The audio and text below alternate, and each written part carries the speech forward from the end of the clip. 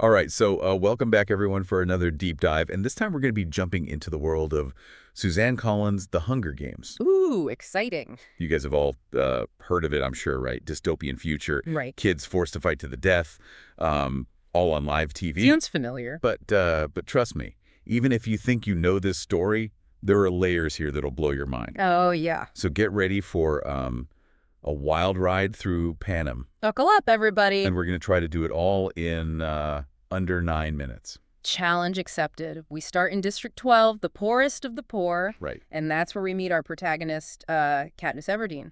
Okay, so set the stage for us. Who is Katniss? What's her deal? So she's a hunter, tough as nails, providing for her family after her father died in a mining accident. Okay, so she's got that grit. She's got the grit, she's got the skills. Yeah. And it's Reaping Day, the day they choose the tributes for the Hunger Games. Uh-oh. Imagine the terror. Yeah. Knowing your little sister's going to be sent off to fight to the death. Oh, my God. And that's exactly what happens. No. Her younger sister, Prim, gets chosen. Oh, that's awful. But Katniss, being the protector she is, volunteers to take Prim's place. Wow, what a sacrifice. Talk about a gut-wrenching decision. I bet.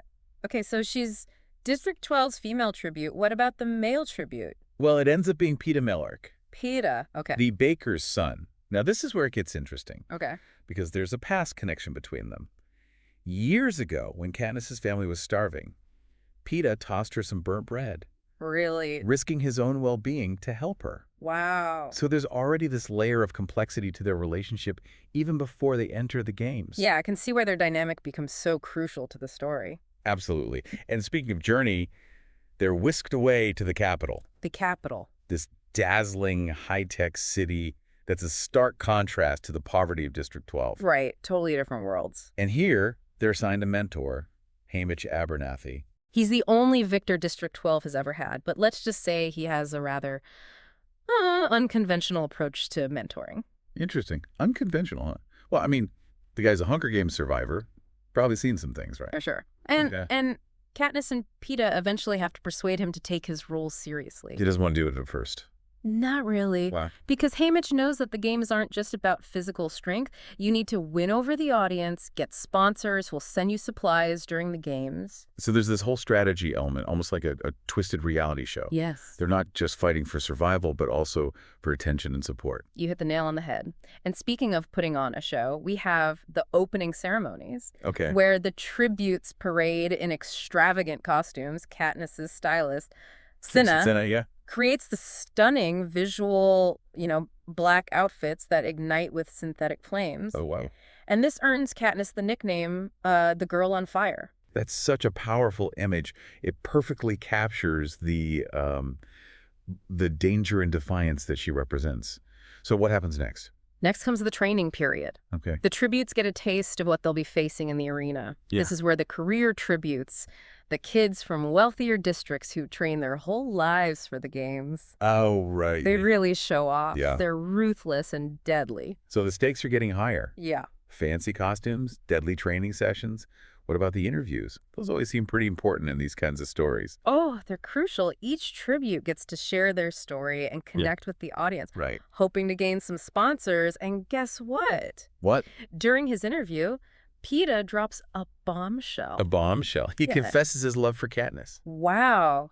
Talk about a power move, Right. especially in this life or death situation.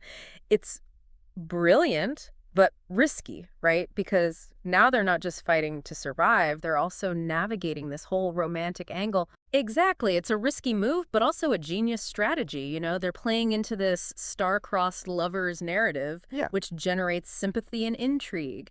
But for Katniss, who's incredibly guarded, it's a tough act to keep up. No kidding. This is getting intense. So the moment of truth arrives. They get launched into the arena. What's their initial strategy for survival? As the gong sounds, the tributes are faced with the cornucopia, The cornucopia. this giant golden horn overflowing with weapons and supplies. Oh, yeah. Yeah. It's a mad dash as everyone scrambles for the best gear. Right. But Hamish had given Katniss very specific advice. What's that? Run, get away from the initial chaos, and find a source of water. So basically, prioritize immediate survival over grabbing a cool weapon in the first few minutes. You got it. It's all about thinking long-term, even when adrenaline is surging. This is already so much more than just a fight to the death. There's strategy, manipulation, and so much at stake. I'm hooked. But unfortunately, we are out of time for this part, so come back for part 2, where we'll see how Katniss navigates the deadly arena and those ever-changing rules. Welcome back, everybody. So when we left off, Katniss was alone in the arena, facing dehydration, Right. hunger, and the constant threat of attack from the other tributes. Yeah, she's got to watch her back constantly. And remember those career tributes? Oh, yeah, the ones who train their whole lives for this? Exactly. They've formed a pack, and they are hunting down the weaker tributes. It's like a brutal game of survival on top of everything else. It really is. So not only is she fighting the other kids, but she's also up against the environment itself. Absolutely.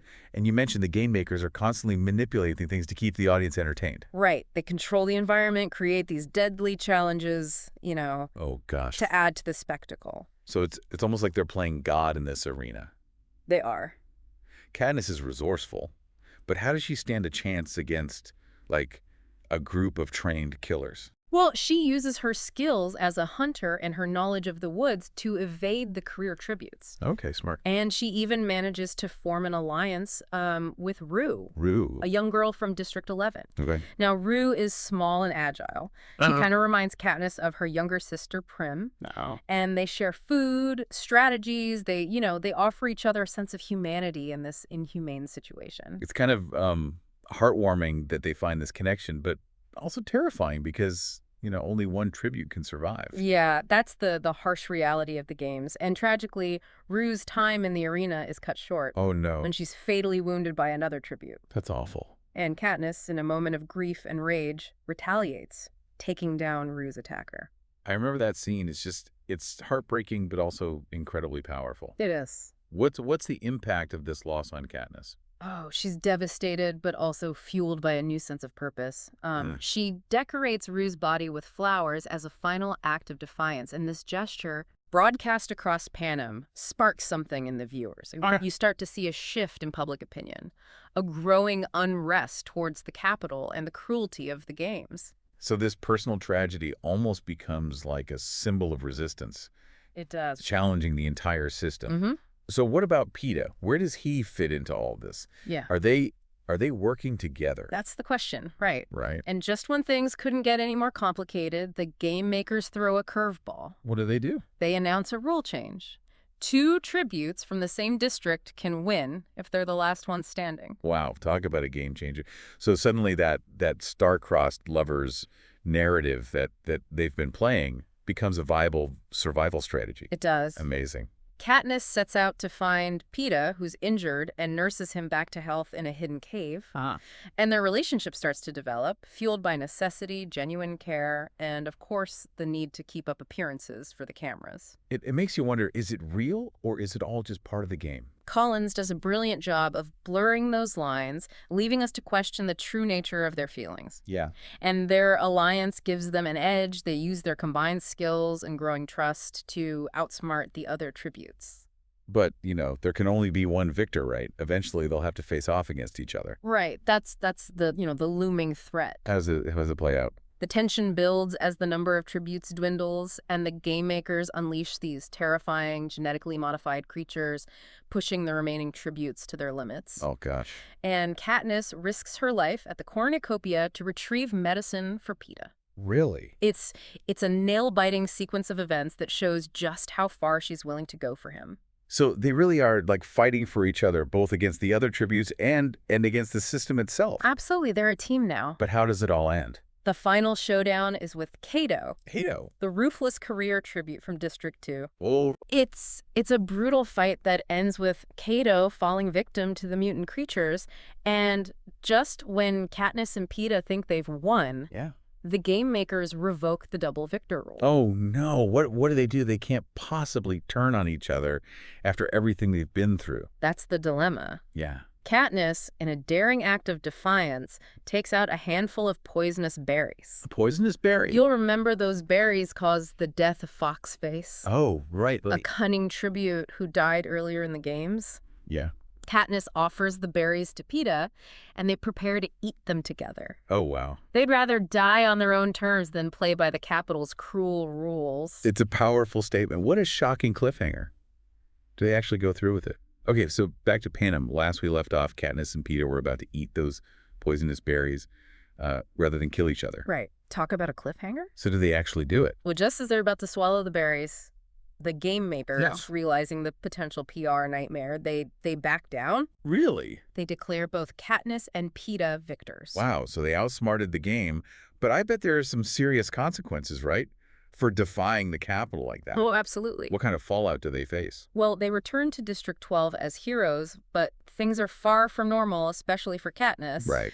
You know, she's hailed as the symbol of hope, but also viewed as a threat to the Capitol's authority. Yeah? President Snow, the leader of Panem, President Snow. makes it very clear that he's not happy with her actions. Oh, that's got to be terrifying. How do they handle this newfound fame and the fact that they're now under the Capitol's, like, watchful eye? It's a delicate balancing act. Katniss and Peeta embark on a victor's tour of the districts. The victor's tour. They're supposed to celebrate their win and reinforce the Capitol's message of unity. Oh, okay. But for Katniss, it's all a facade. Right. She's struggling with the trauma of the games and the growing unrest she sees in the districts. So she's trapped in this role. She is. Forced to play the part while also dealing with the weight of what she's done. What about Peeta? How's he coping? Peeta's dealing with his own demons. He has physical injuries from the games, including the loss of his leg. Oh, wow. And emotional scars as well. And he's also coming to terms with the fact that their love story was largely a performance for the cameras. Right. Okay. That's got to be tough, especially since their lives are so intertwined now. It is. Does this revelation affect their relationship? It definitely creates tension. When Katniss admits that her feelings weren't entirely genuine, it hurts Peeta. Yeah. But they recognize the need to stay united, at least outwardly, to protect themselves from the Capitol. So it's less about romantic love and more about survival at this point. I think so. They've become allies in a much bigger game. Exactly. They're bound together by their shared experience, their fear of the Capitol, and a growing awareness of the injustice in Panem. Right. You know, they've become symbols of resistance, whether they intended to or not. That's so powerful. So where does the story leave us? Well, the ending is both hopeful and unsettling. Okay. Katniss and Peeta return to District 12, but the fight is far from over. Right. And Katniss realizes that her actions in the games have ignited a spark of rebellion in the districts. Oh, wow. The final scene shows her looking out at the horizon, knowing that a larger revolution is brewing. Wow. So much packed into this story. What does the Hunger Games tell us about power, rebellion, and the human spirit? What's the takeaway for our listener? I think it's a story about the courage to challenge injustice, the resilience of hope in the face of oppression, and the power of human connection. Katniss's journey shows us that even the most ordinary person can become a catalyst for change. That's true. Even in the darkest of times, the fight for freedom is worth the risk. Powerful stuff. Yeah. The Hunger Games is a gripping tale of survival, rebellion, and the complexities of human nature. And if you haven't read it, I highly recommend checking it out. And if you have, maybe it's time for a reread. There's always something new to discover in Panem. Absolutely. Thanks for taking this deep dive with us.